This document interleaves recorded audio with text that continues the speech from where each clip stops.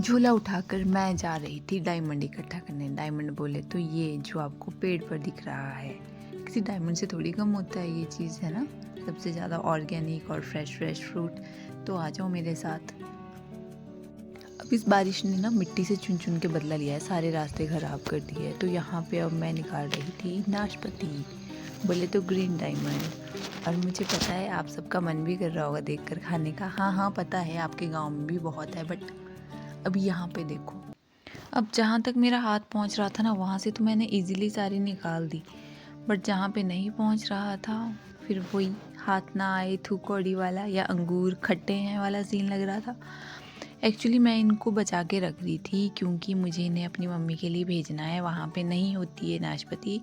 और ये भी पेड़ बूढ़ा हो रहा है बेचारा, पता नहीं कब तक की फ्रूट देगा हमें। जिस हिसाब से बारिश हो रही है और अगर मिट्टी गिर गई यहाँ पे तो ये पेड़ भी ख़त्म हो जाएगा।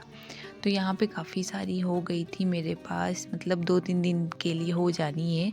अब नाशपाती निकालते निकालते ना मैं एक आपको ज्ञान की बात कह देती हूँ जो मेरे दिमाग में इस टाइम आ रही थी।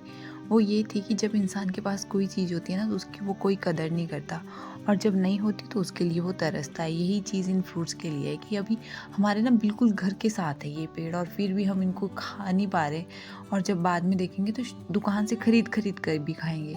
पता नहीं क्यों इंसान की फितरत ऐसी है। चलो बहुत हो गई ज्ञान की बातें। अब मैं यहाँ पे ना बंदरों वाली हरकतें कर रही थी, यहाँ से नहीं मिल रहा है वहाँ पे जाओ, वहाँ से नहीं मिल रहा है यहाँ पे आओ, बट फिर भी लास्ट में मैंने कुछ कर ही लिए पीस इकट्ठे।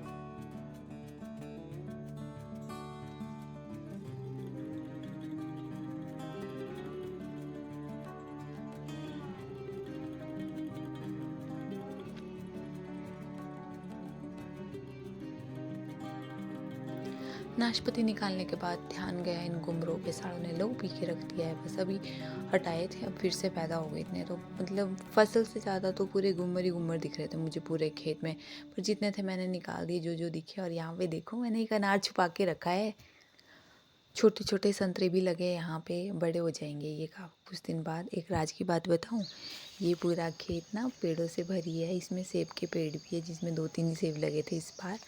बाकी नेक्स्ट टाइम पता नहीं कब इसमें इतने फ्रूट लगेंगे। बहुत हो चुका था काम, अब हम रेडी होके जा रहे थे कहीं कहीं बोले तो बरहाड़ी घाट साइड। और रास्ते में बारिश हो रही थी काफ़ी सारी। और ये देखो धुंधन का स्कूल, कौन कौन पढ़ा है भाई यहाँ पे, काफ़ी लोग तो पढ़े होंगे। मेरे ससुराल वालों का स्कूल, मतलब मेरे हस्बैंड का स्कूल भी यही है।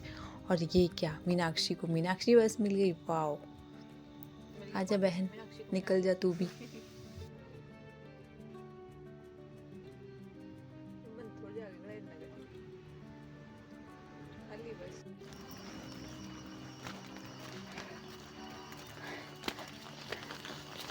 सरप्राइज। तो हम पहुंच चुके थे पूरब की सबसे छोटी बुआ के घर, और यहाँ पे देखो नॉर्मल हाउस को लग्जरी हाउस में बनाने की पूरी तैयारी है। और यहाँ पे रेनोवेशन का पूरा अच्छे से काम चला हुआ है। तो ये हाउस ना एकदम ड्रीम हाउस की तरह बनने जा रहा है आजकल।